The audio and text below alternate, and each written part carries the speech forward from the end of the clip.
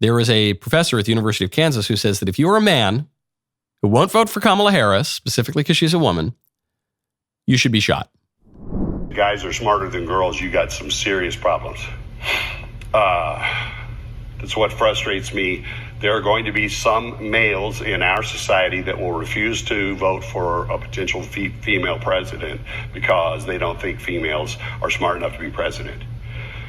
We could line all those guys up and shoot them. They clearly don't understand the way the world works. Did I say that? Scratch that from the recording. I don't want the deans hearing that I said that.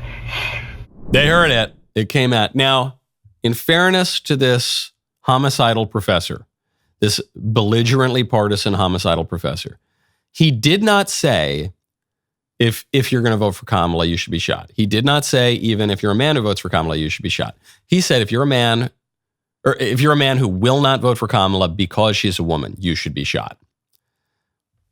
Which is a horrible thing to say. He certainly shouldn't be teaching students. He certainly shouldn't be teaching students at a taxpayer-funded university. He should get a new career, get a new job, work out his problems, educate himself a little bit. But, I'm not saying he needs to be ostracized from society, but being a professor really is not for him, and he certainly should lose his job over this. However, what of his point? What of his narrow point that he actually made without any hyperbole, which is, if you are a man who thinks a woman should not be president, who will not vote for a woman simply because she's a woman to be president, you should be shot. What of the people who are voting for Kamala because she is a woman?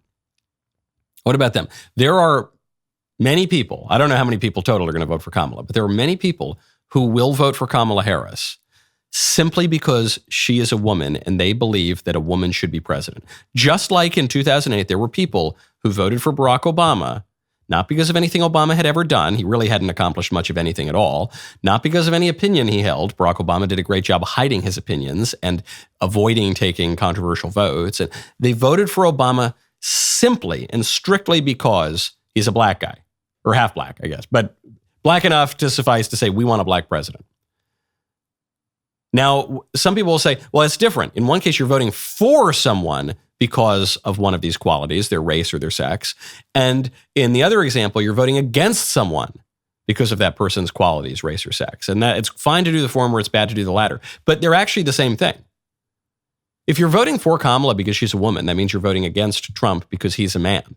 So does this professor believe that anyone who votes for Kamala because she's a woman and against Trump because he's not a woman, because he's a man, that those people should be shot? No, certainly not. Just as people who are voting for Barack Obama because he's black are implicitly, but necessarily voting against John McCain because he's white, should those people be lined up and shot? No, are you kidding me? If a professor ever said anything like that, it would be an international, and you oppose, if you actually recorded that and publicized that, that would be an international incident. So no. Absolutely not. Will this professor in this case face any consequences? Also, probably not. That was a good clip. Now you better stop and ring the bell, or I'm going to get you. See you next time.